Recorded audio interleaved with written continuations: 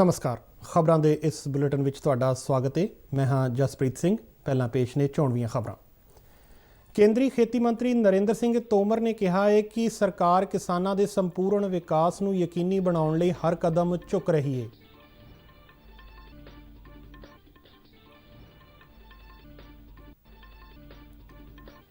हरियाणा के उप मुख मंत्री दुष्यंत चौटाला ने किसानी मुद्दों के मद्देनज़र रक्षा मंत्री राजनाथ सिंह, खेती मंत्री नरेंद्र सिंह तोमर ते रेलवे मंत्री पीयूष गोयल नाल कीती मुलाकात।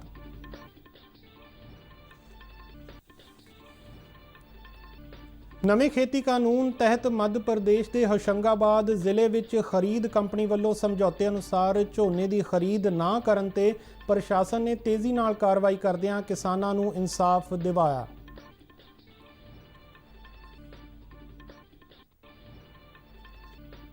प्रधानमंत्री नरेंद्र मोदी ने कहा है कि भारत ने पेरिस समझौते अनुसार जलवायु परिवर्तन के टीचिਆਂ ਨੂੰ प्राप्त ही नहीं किया बल्कि अगे निकल गया है।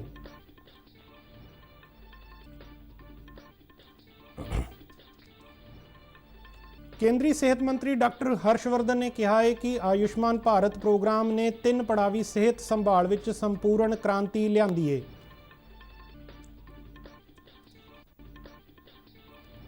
पंजाब की मुख सकत्तर विनी महाजन ने कहा कि पंजाब वड्डे पद्धर ते कोविड टीकाकरण की शुरुआत करने लई पूरी तरह तैयार है। उदयपुर राजमार्ग ते होए एक सड़क हादसे दौरान 7 व्यक्तियों की मौत, कई जख्मी। ते हुण खबरां विस्तार नाल। केंद्रीय खेती मंत्री नरेंद्र सिंह तोमर ने कहा है कि सरकार किसानों के संपूर्ण विकास नूं यकीनी बनाउण लई हर कदम चुक रही है अते देश विच खेती सैक्टर नूं होर अमीर बना रही है। उन्होंने कहा कि देश विच किसानों ने केंद्र वालों लिआंदे सुधारां तो फायदा उठाउणा शुरू कर दिता है। तोमर ने कहा कि किसानों नूं IT सैक्टर के फायदे पहुँचाउण लई सरकार लाहेवंद जानकारी मुहैया करन लई आधुनिक संचार संदां की वरतों कर रही है। देश विच किसानों लई डेटा बैंक बनाउण बारे खेती मंत्री ने कहा कि सरकार के सारे स्रोतों की वरतों किसानों नूं मिट्टी की सेहत, हड़ां बारे अगाऊं सूचना भेजण अते इत्थों तक कि खेतों के लैंड रिकॉर्ड के रख रखाव लई वरतिया जावेगा। तोमर ने कहा कि सरकार खेती नूं लाहेवंद बनाउण दे मंतव नाल किसानां दी आमदनी विच वाधे नूं यकीनी बनाउणा चाहुंदी है। वो 10वें जानकारी आदान प्रदान सम्मेलन के उद्घाटनी सैशन विच बोल रहे सन। जो नए कानून आए उनका समर्थन किया और उन्होंने अपने अनुभव बताए कि किस प्रकार से नए कानूनों का फायदा किसानों को मिल रहा है और मिलना प्रारंभ हो गया है और वो इन कानूनों का समर्थन करते हैं। मैं इस अवसर पर उन सभी किसान बंधुओं का हृदय से कृषि मंत्रालय की ओर से बहुत बहुत स्वागत करता हूं, अभिनंदन। इसे दौरान हरियाणा के किसान नेतावां ने कल खेती मंत्री नरेंद्र सिंह तोमर नाल मुलाकात की। मुलाकात तो बाद पत्रकारां नाल गलबात करदिआं तोमर ने कहा कि किसान नेतावां ने 3 खेती कानूनों की हमायत विच एक याद पत्र दिता है। उन्होंने कहा कि इन्हां नेतावां ने अपने तजर्बे साझे भी किए अते कहा कि किवें ये कानून उन्हां लई लाहेवंद ने। हरियाणा के उप मुख मंत्री दुष्यंत चौटाला ने कल नवी दिल्ली विच कैबिनेट के 3 सीनियर मंत्रियों रक्षा मंत्री राजनाथ सिंह, खेती मंत्री नरेंद्र सिंह तोमर अते रेलवे मंत्री पीयूष गोयल नाल मुलाकात की अते किसानी मुद्दों ते गलबात की। उन्होंने सारिਆਂ ਨੂੰ डेडलॉक खत्म करने की अपील की है। दिल्ली के बार्डर ते किसानों के अंदोलन बारे उप मुख मंत्री दुष्यंत चौटाला ने कहा कि उन्होंने आस है कि आउंदे 24 तो 48 घंटिया विच इस मसले का हल निकल आवेगा। उन्होंने कहा कि दोनों धिरां समझौते के हक विच ने अते इसे लई हुण तक कई बार गलबात के दौर होए ने। नवे खेती कानून तहत मध्य प्रदेश विच प्रशासन वालों तेजी विखाउंदिआं 24 घंटिया विच किसानां नूं न्याय दिवाउण की मिसाल सामने आई है। किसानां नाल कॉन्ट्रैक्ट के बावजूद Fortune rice mills company Delhi वालों समझौते की खरीद ना किए जाण करके मध्य प्रदेश के खेती विभाग वालों तेजी नाल कार्रवाई की गई। नवे खेती कानून किसान शक्तिकरण अते सुरक्षा समझौता मुल भरोसा अते खेती सेवा कानून 2020 के प्रबंधों अनुसार कार्रवाई की गई। मध्य प्रदेश के होशंगाबाद जिले के पीपरिया तहसील के पौखेड़ी अते होर पिंडां दे किसानां ने मंडी के उच्च पद्धर ते झोने की खरीद करने लई जून 2020 विच Fortune rice mills company Delhi ਵੱਲੋਂ ਲਿਖਤੀ ਸਮਝੌਤਾ ਕੀਤਾ ਗਿਆ ਸੀ। ਕੰਪਨੀ ਵੱਲੋਂ ਸ਼ੁਰੂ ਵਿੱਚ ਸਮਝੌਤੇ ਅਨੁਸਾਰ ਖਰੀਦ ਕੀਤੀ ਜਾਂਦੀ ਰਹੀ, ਪਰ ਝੋਨੇ ਦੀ ਕੀਮਤ 3000 ਰੁਪਏ ਫੀ ਕੁਇੰਟਲ ਹੋਣ ਤੇ 9 ਦਸੰਬਰ ਨੂੰ ਕੰਪਨੀ ਦੇ ਕਰਮਚਾਰੀਆਂ ਨੇ ਖਰੀਦ ਬੰਦ ਕਰਕੇ ਆਪਣੇ ਫੋਨ ਬੰਦ ਕਰ ਲਏ। 10 ਦਸੰਬਰ ਨੂੰ ਪਿੰਡ ਭੌਖੇੜੀ ਦੇ ਕਿਸਾਨ ਪੁਸ਼ਪਰਾਜ ਪਟੇਲ ਅਤੇ ਬ੍ਰਜੇਸ਼ ਪਟੇਲ ਵੱਲੋਂ ਐਸਡੀਐਮ ਪੀਪਰਿਆ ਨੂੰ ਸ਼ਿਕਾਇਤ ਕੀਤੀ ਗਈ। ਇਸ ਸ਼ਿਕਾਇਤ ਤੇ ਜ਼ਿਲ੍ਹਾ ਪ੍ਰਸ਼ਾਸਨ ਵੱਲੋਂ ਖੇਤੀ ਵਿਭਾਗ ਭੋਪਾਲ ਤੋਂ ਦਿਸ਼ਾ ਨਿਰਦੇਸ਼ ਮੰਗੇ ਗਏ। ਕ੍ਰਿਸ਼ੀ ਵਿਭਾਗ ਵੱਲੋਂ ਉਹਨਾਂ ਨੂੰ ਕੰਟਰੈਕਟ ਫਾਰਮਿੰਗ ਐਕਟ ਦੀ ਧਾਰਾ 14 ਦੇ ਤਹਿਤ ਸਭ ਤੋਂ ਪਹਿਲਾਂ ਸਮਝੌਤਾ ਬੋਰਡ ਦੇ ਗਠਨ ਦੀ ਕਾਰਵਾਈ ਕਰਨ ਅਤੇ ਵਪਾਰੀ ਦੇ ਨਾ ਮੰਨਣ ਦੀ ਸੂਰਤ ਵਿੱਚ ਉਸ ਵਿਰੁੱਧ ਹੁਕਮ ਜਾਰੀ ਕਰਨ ਦੀ ਸਲਾਹ ਦਿੱਤੀ ਗਈ। ਇਸ ਮਾਮਲੇ ਵਿੱਚ ਤੇਜ਼ੀ ਨਾਲ ਕਾਰਵਾਈ ਕਰਦਿਆਂ ਪੀਪਰਿਆ ਪ੍ਰਸ਼ਾਸਨ ਨੇ ਸੰਮਨ ਜਾਰੀ ਕਰ ਫਾਰਚੂਨ ਰਾਈਸ ਮਿਲ ਤੇ ਅਧਿਕਾਰਤ ਪ੍ਰਤੀਨਿਧੀ ਨੂੰ 24 ਘੰਟਿਆਂ ਵਿੱਚ ਉਸ ਅੱਗੇ ਜਵਾਬ ਲਈ ਪੇਸ਼ ਹੋਣ ਲਈ ਕਿਹਾ। ਐਸਡੀਐਮ ਕੋਰਟ ਵੱਲੋਂ ਜਾਰੀ ਸੰਮਨ ਤੇ ਕੰਪਨੀ ਦੇ ਡਾਇਰੈਕਟਰ ਅਜੇ ਭਲੋਟਿਆ ਨੇ ਜਵਾਬ ਪੇਸ਼ ਕੀਤੇ ਜਾਣ ਤੇ ਕਿਸਾਨ ਸ਼ਕਤੀਕਰਨ ਅਤੇ ਸੁਰੱਖਿਆ ਸਮਝੌਤਾ, ਮੁੱਲ ਭਰੋਸਾ ਅਤੇ ਖੇਤੀ ਸੇਵਾ ਕਾਨੂੰਨ 2020 ਦੀ ਧਾਰਾ 14(2)(a) ਦੇ ਤਹਿਤ ਬੋਰਡ ਦਾ ਗਠਨ ਕੀਤਾ। ਇਸ ਬੋਰਡ ਵਿੱਚ ਤਹਿਸੀਲਦਾਰ ਪੀਪਰਿਆ ਅਤੇ ਕਿਸਾਨ ਪ੍ਰਤੀਨਿਧੀ ਨੂੰ ਸ਼ਾਮਲ ਕੀਤਾ ਗਿਆ। ਬੋਰਡ ਸਾਹਮਣੇ ਕੰਪਨੀ ਨੇ 9 ਦਸੰਬਰ ਤੋਂ ਪਹਿਲਾਂ ਸਮਝੌਤੇ ਅਨੁਸਾਰ ਸਭ ਤੋਂ ਵੱਧ ਦਰ ਤੇ ਝੋਨੇ ਦੀ ਖਰੀਦ ਕਰਨਾ ਸਵੀਕਾਰ ਕੀਤਾ ਅਤੇ ਬਾਜ਼ਾਰ ਮੁੱਲ ਵੱਧ ਜਾਣ ਤੇ ਖਰੀਦ ਸਮਝੌਤੇ ਅਨੁਸਾਰ ਨਾ ਕਰਨ ਦੀ ਗੱਲ ਵੀ ਮੰਨੀ। ਬੋਰਡ ਵਿੱਚ ਸਹਿਮਤੀ ਦੇ ਆਧਾਰ ਤੇ ਫਾਰਚੂਨ ਰਾਈਸ ਮਿਲਜ਼ ਦਿੱਲੀ ਨੇ ਕਿਸਾਨਾਂ ਨੂੰ 50 ਰੁਪਏ ਬੋਨਸ ਸਮੇਤ 2950 ਰੁਪਏ ਫੀ ਕੁਇੰਟਲ ਰੇਟ ਦੇ ਹਿਸਾਬ ਨਾਲ ਕੁੱਲ 3000 ਰੁਪਏ ਫੀ ਕੁਇੰਟਲ ਦੀ ਦਰ ਤੇ ਝੋਨੇ ਦੀ ਖਰੀਦ ਬਾਰੇ ਸਹਿਮਤੀ ਦਿੱਤੀ। ਪ੍ਰਧਾਨ ਮੰਤਰੀ ਨਰਿੰਦਰ ਮੋਦੀ ਨੇ ਕਿਹਾ ਹੈ ਕਿ ਭਾਰਤ ਨੇ ਪੈਰਿਸ ਸਮਝੌਤਾ 2015 ਅਨੁਸਾਰ ਜਲਵਾਯੂ ਪਰਿਵਰਤਨ ਦੇ ਟੀਚਿਆਂ ਨੂੰ ਪ੍ਰਾਪਤ ਹੀ ਨਹੀਂ ਕੀਤਾ, ਬਲਕਿ ਇਸ ਤੋਂ ਅੱਗੇ ਨਿਕਲ ਗਿਆ ਹੈ। ਜਲਵਾਯੂ ਸਿਖਰ ਸੰਮੇਲਨ ਵਿੱਚ ਬੋਲਦਿਆਂ ਪ੍ਰਧਾਨ ਮੰਤਰੀ ਨੇ ਜ਼ੋਰ ਦੇ ਕੇ ਕਿਹਾ ਕਿ ਮਿੱਥੇ ਟੀਚਿਆਂ ਵਿੱਚ ਹੋਈਆਂ ਪ੍ਰਾਪਤੀਆਂ ਦਾ ਜਾਇਜ਼ਾ ਲਿਆ ਜਾਣਾ ਚਾਹੀਦਾ ਹੈ ਤਾਂ ਜੋ ਨੌਜਵਾਨਾਂ ਅਤੇ ਆਉਣ ਵਾਲੀਆਂ ਪੀੜ੍ਹੀਆਂ ਨੂੰ ਉਤਸ਼ਾਹਿਤ ਕੀਤਾ ਜਾ ਸਕੇ। ਮੋਦੀ ਨੇ ਕਿਹਾ ਕਿ ਭਾਰਤ ਨੇ ਆਪਣੀ ਸੂਰਜੀ ਸਮਰੱਥਾ 2.63 ਗੀਗਾਵਾਟ ਨੂੰ ਵਧਾ ਕੇ 2020 ਵਿੱਚ 36 ਗੀਗਾਵਾਟ ਕਰ ਲਈ ਹੈ। ਇਸ ਸਿਖਰ ਸੰਮੇਲਨ ਦਾ ਸੰਯੁਕਤ ਰਾਸ਼ਟਰ, ਯੂਨਾਈਟਿਡ ਕਿੰਗਡਮ ਅਤੇ ਫਰਾਂਸ ਨੇ ਮਿਲ ਕੇ ਆਯੋਜਨ ਕੀਤਾ। ਭਾਰਤ ਦੀਆਂ ਦੋ ਸ਼ਾਨਦਾਰ ਪਹਿਲ ਕਦਮੀਆਂ ਅੰਤਰਰਾਸ਼ਟਰੀ ਊਰਜਾ ਅਲਾਇੰਸ ਅਤੇ ਆਪਦਾ ਲਚਕੀਲਾ ਬੁਨਿਆਦੀ ਢਾਂਚੇ ਬਾਰੇ ਬੋਲਦਿਆਂ ਪ੍ਰਧਾਨ ਮੰਤਰੀ ਨੇ ਕਿਹਾ ਕਿ ਭਾਰਤ ਆਪਣੇ ਸ਼ਤਾਬਦੀ ਵਰ੍ਹੇ 2047 ਵਿੱਚ ਨਾ ਕੇਵਲ ਆਪਣੇ ਟੀਚਿਆਂ ਨੂੰ ਪ੍ਰਾਪਤ ਕਰੇਗਾ ਬਲਕਿ ਉਸ ਤੋਂ ਅੱਗੇ ਜਾਣ ਦੀਆਂ ਪੂਰੀਆਂ ਸੰਭਾਵਨਾਵਾਂ ਨੇ। ਉਹਨਾਂ ਕਿਹਾ ਕਿ ਭਾਰਤ ਨੇ ਆਪਣੇ ਜੰਗਲਾਤ ਘੇਰੇ ਨੂੰ ਵਧਾਇਆ ਹੈ ਅਤੇ ਜੈਵਿਕ ਵਿਭਿੰਨਤਾ ਨੂੰ ਵੀ ਬਚਾਉਣ ਵਿੱਚ ਲੱਗਾ ਹੋਇਆ ਹੈ। ਪ੍ਰਧਾਨ ਮੰਤਰੀ ਨੇ ਕਿਹਾ ਕਿ ਭਾਰਤ ਵਿਸ਼ਵ ਵਿੱਚ ਚੌਥਾ ਸਭ ਤੋਂ ਵੱਡਾ ਨਵਿਆਉਣਯੋਗ ਊਰਜਾ ਸਮਰੱਥਾ ਵਾਲਾ ਦੇਸ਼ ਬਣ ਗਿਆ ਹੈ ਅਤੇ 2030 ਤੱਕ ਦੇਸ਼ ਦੇ 450 ਗੀਗਾਵਾਟ ਨਵਿਆਉਣਯੋਗ ਊਰਜਾ ਦਾ ਨਿਰਮਾਣ ਕਰਨ ਦਾ ਟੀਚਾ ਮਿਥਿਆ ਹੈ। I must humbly share with you that India is not only on track to achieve its Paris Agreement targets, but to exceed them beyond expectations. We have reduced our emission intensity by 21% over 2005 levels.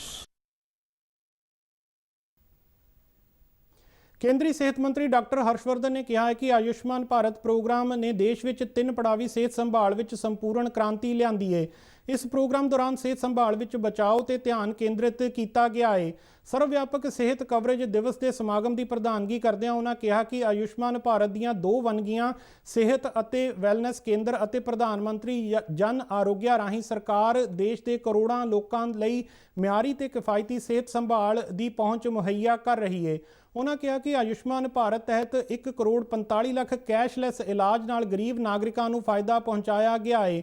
ਕੇਂਦਰੀ ਮੰਤਰੀ ਨੇ ਇਸ ਮੌਕੇ 5ਵੇਂ ਰਾਸ਼ਟਰੀ ਪਰਿਵਾਰ ਸਿਹਤ survey ਵੀ ਜਾਰੀ ਕੀਤਾ, ਜਿਸ ਵਿੱਚ ਭਾਰਤ, ਇਸ ਦੇ ਸੂਬਿਆਂ ਅਤੇ ਕੇਂਦਰ ਸ਼ਾਸਿਤ ਪ੍ਰਦੇਸ਼ਾਂ ਦੀ ਵਸੋਂ, ਸਿਹਤ ਅਤੇ ਖੁਰਾਕ ਬਾਰੇ ਵਿਸਥਾਰਪੂਰਵਕ ਜਾਣਕਾਰੀ ਦਿੱਤੀ ਗਈ ਹੈ।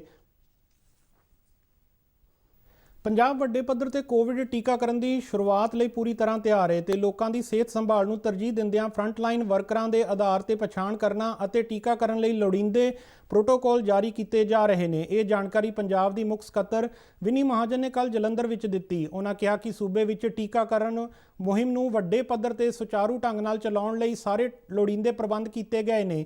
ਇਹ ਵੈਕਸੀਨ ਅਗਲੇ ਸਾਲ ਦੇ ਸ਼ੁਰੂ ਵਿੱਚ ਸੂਬੇ ਵਿੱਚ ਆਉਣ ਦੀ ਉਮੀਦ ਹੈ, ਪਰ ਉਹਨਾਂ ਨੇ ਲੋਕਾਂ ਨੂੰ ਕੋਰੋਨਾ ਵਾਇਰਸ ਨੂੰ ਫੈਲਣ ਤੋਂ ਰੋਕਣ ਲਈ ਢੁਕਵੀਆਂ ਸਾਵਧਾਨੀਆਂ ਜਿਵੇਂ ਮਾਸਕ ਪਾਉਣਾ ਤੇ ਸਮਾਜਿਕ ਦੂਰੀ ਬਣਾਏ ਰੱਖਣ ਦੀ ਸਖਤੀ ਨਾਲ ਪਾਲਣਾ ਕਰਨ ਦੀ ਅਪੀਲ ਕੀਤੀ।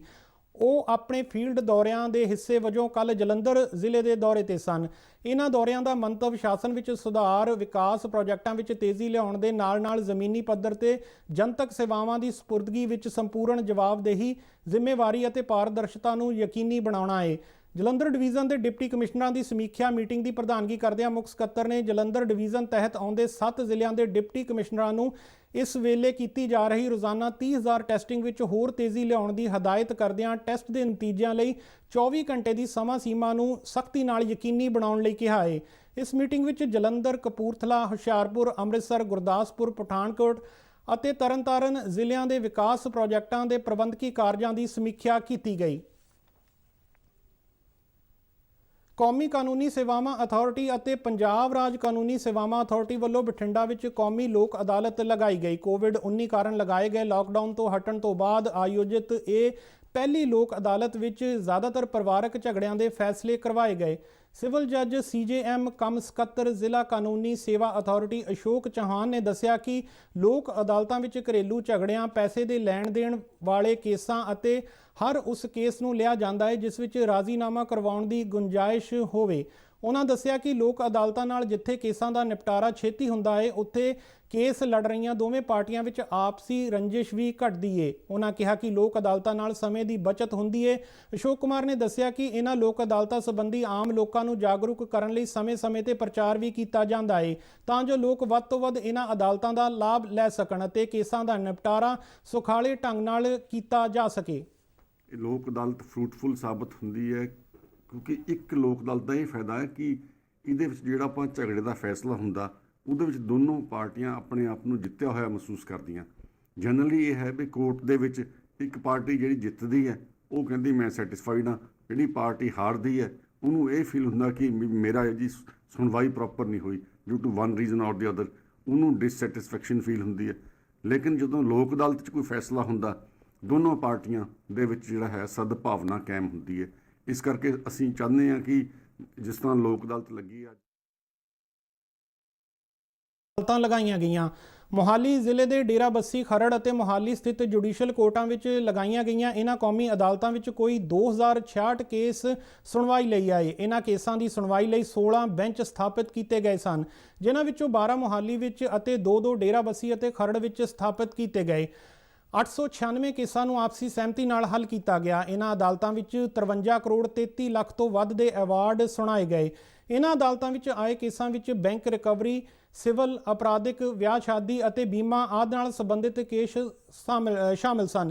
ਇਹਨਾਂ ਅਦਾਲਤਾਂ ਦੀ ਖਾਸੀਅਤ ਇਹ ਰਹੀ ਕਿ ਕੋਵਿਡ-19 ਪ੍ਰੋਟੋਕਾਲ ਅਨੁਸਾਰ ਅਦਾਲਤ ਵੀ ਲਗਾਈ ਗਈ। ਜ਼ਿਲ੍ਹਾ ਸੈਸ਼ਨਜ਼ ਜੱਜ RS ਰਾਏ ਅਤੇ ਸਕੱਤਰ ਜ਼ਿਲ੍ਹਾ ਕਾਨੂੰਨੀ ਸੇਵਾ ਅਥਾਰਟੀ ਮੋਹਾਲੀ ਸ਼ਿਖਾ ਗੋਇਲ ਨੇ ਇਹਨਾਂ ਅਦਾਲਤਾਂ ਦੀ ਨਿਗਰਾਨੀ ਕੀਤੀ। ਇਸ ਮੌਕੇ ਜ਼ਿਲ੍ਹਾ ਸੈਸ਼ਨਜ਼ ਜੱਜ RS ਰਾਏ ਨੇ ਫੈਸਲਿਆਂ ਬਾਰੇ ਜਾਣਕਾਰੀ ਦਿੱਤੀ। ਜਿਸ ਤਰ੍ਹਾਂ ਇੱਕ ਇਮੇਜ ਕਈ ਬੰਦਿਆਂ ਨੂੰ ਹੁੰਦਾ ਵੀ ਪ੍ਰੋਸੀਜਰ ਬੜਾ ਲੈਂਥੀ ਹੈ ਜੀ ਜਾਂ ਕੋਈ ਟਾਈਮ ਲੱਗਦਾ ਹੈ। ਅੱਜ ਕੱਲ੍ਹ ਟਾਈਮ ਦੀ ਸ਼ਾਰਟੇਜ ਹਰ ਇੱਕ ਬੰਦੇ ਕੋਲ ਹੈ। ਲੋਕ ਅਦਾਲਤ ਜਿਹੜਾ ਹੈਗਾ ਇੱਕ ਸ਼ਾਰਟੈਸਟ ਵੇ ਹੈ ਐਂਡ ਇਫੈਕਟਿਵ ਵੇ ਹੈ ਐਂਡ ਲੇਟੈਸਟ ਵੇ ਹੈ। ਵੀ ਮੈਂ ਸਮਝਦਾ ਕਿ ਲੋਕੀ ਹੁਣ ਇਹ ਚੀਜ਼ ਤੋਂ ਬੜੇ ਅਵੇਅਰ ਹੋ ਰਹੇ ਹੈ ਵੀ ਜਿਹੜੇ ਛੋਟੇ-ਮੋਟੇ ਮਸਲੇ ਹੈ ਲੋਕ ਅਦਾਲਤ ਦੇ ਵਿੱਚ ਟੇਕ ਅਪ ਹੋ ਸਕਦੇ ਹੈ, ਉਹ ਲਿਆਣੇ ਚਾਹੀਦੇ ਹੈ। ਉਹ ਤੇ ਤੁਸੀਂ ਇਮੈਜਿਨ ਕਰੋ ਕਿ ਇਹ ਮਸਲੇ ਤੁਸੀਂ ਅੱਜ ਲੈ ਕੇ ਆਓ, ਅਸੀਂ ਕੱਲ੍ਹ ਡਿਸਾਈਡ ਕਰ ਲਵਾਂਗੇ ਤੇ ਉਹਦੀ ਕੋਈ ਅਪੀਲ ਨਹੀਂ, ਕੋਈ ਦਲੀਲ ਨਹੀਂ। ਉਹਦੀ ਜਿਹੜੀ ਲੀਗਲ ਵੈਲਿਊ ਹੈ, ਜਿਹੜੀ ਲੀਗਲ ਸੈਂਕਟਿਟੀ ਹੈ, ਉਹ ਉਨੀ ਹੋ ਹੈ ਜਿੰਨੀ। ਕੌਮੀ ਲੋਕ ਅਦਾਲਤਾਂ ਰਾਹੀਂ ਕੇਸਾਂ ਦੇ ਨਿਬੇੜੇ ਦੇ ਲਾਭਪਾਤਰੀਆਂ ਨੇ ਵੀ ਖੁਸ਼ੀ ਜਤਾਈ। आज लोक अदालत में आया हूँ। मेरा तो एक बाइक चोरी हो गया था तो वो उसका केस है तो उसके लिए आया। फायदा तो बस यही है, फैसले डिसीजन आसानी से हो जाते हैं, टाइम और पैसा बचता है, हमारे को सुविधा हो जाती है। ਦੀਪਤੀ ਜੀ ਦੀ ਡੈਥ ਹੋ ਗਈ ਸੜਕ ਹਾਦਸੇ ਵਿੱਚ। ਇੰਸ਼ੋਰੈਂਸ ਕੰਪਨੀ ਨੇ ਸਾਨੂੰ ਅੱਜ 12 ਲੱਖ ਦਾ ਚੈੱਕ ਦਿੱਤਾ ਜੀ। ਅਸੀਂ ਇੰਸ਼ੋਰੈਂਸ ਕੰਪਨੀ ਦਾ ਤੇ ਲੋਕ ਅਦਾਲਤ ਦਾ ਬੜਾ ਧੰਨਵਾਦ ਕਰਦੇ ਹਾਂ। ਸਾਨੂੰ ਇਨਸਾਫ ਮਿਲਿਆ ਜੀ, ਸਾਡਾ ਕੇਸ ਸੋਲਵ ਹੋ ਗਿਆ। ਮਾਨਯੋਗ ਲੋਕ ਅਦਾਲਤ ਵਿੱਚ ਕੇਸ ਚੱਲ ਰਿਹਾ ਹੈਗਾ ਪਾਣੀ ਦੇ ਮਸਲੇ ਉੱਤੇ। ਪਾਣੀ ਦੇ ਰੇਟ ਜਿਹੜੇ 2 ਰੇਟ ਕੀਤੇ ਹੋਏ ਨੇ ਸਰ। ਜਿਹੜਾ ਸਾਡਾ ਕੇਸ ਹੈਗਾ ਅੱਜ ਉਹਦੇ ਤੇ ਸੀਗਾ, ਗਵਾਹੀਆਂ ਤੇ ਸੀਗਾ ਤੇ ਜਦੋਂ ਸਾਡੇ ਵਕੀਲ ਸਾਹਿਬ ਨੇ ਉੱਥੇ ਬਹਿਸ ਕੀਤੀ ਹੈ, ਜਦੋਂ ਕਿ ਗਮਾਂਡਾ ਆਪਣੇ ਗਲੋਂ ਲਾਂਦਾ ਗੱਲ ਕਿ ਉਹ ਕਹਿੰਦੇ ਜੀ ਕਾਰਪੋਰੇਸ਼ਨ ਵਾਲੇ ਹੈਂਡਓਵਰ ਟੇਕ ਓਵਰ ਦੀ ਕਾਰਵਾਈ ਵਿੱਚ ਲੇਟ ਕਰ ਰਹੇ ਨੇ। ਕਾਰਪੋਰੇਸ਼ਨ ਕਹਿੰਦਾ ਵੀ ਸਾਡੀ ਮੀਟਰਿੰਗ ਪਾਲਿਸੀ ਆ ਰਹੀ ਹੈ ਵੀ ਉਸ ਅਤੇ ਇਸ ਦੇ ਨਾਲ ਹੀ ਖਬਰਾਂ ਦਾ ਇਹ ਬੁਲੇਟਿਨ ਖਤਮ ਹੁੰਦਾ ਹੈ। ਆਗਿਆ ਦਿਓ, ਨਮਸਕਾਰ।